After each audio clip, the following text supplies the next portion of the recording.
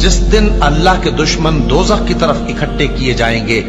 फिर उनकी अलग अलग जमातें बनाई जाएंगी,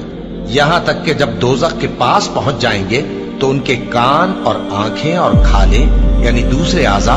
उनके खिलाफ उनके अमाल की शहादत देंगे, और वो अपनी खालों यानी आज़ा से कहेंगे कि तुमने हमारे खिलाफ क्यों शहादत दी। वो कहेंगी कि जिस अल्लाह ने सब चीजों को लुत्फ बख्शा उसी ने हमको भी गोयाई दी, और उसी ने तुमको पहली बार पैदा किया था और उसी की तरफ तुम लौटाए जा रहे हो।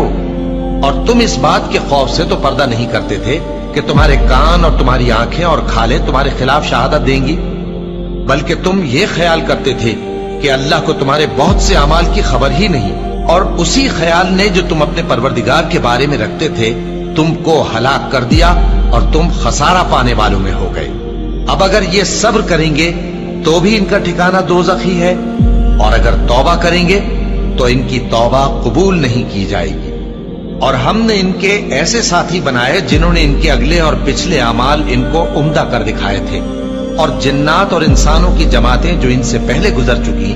उन पर भी अल्लाह के अजाब का वादा पूरा हो गया। बेशक ये नुकसान उठाने वाले हैं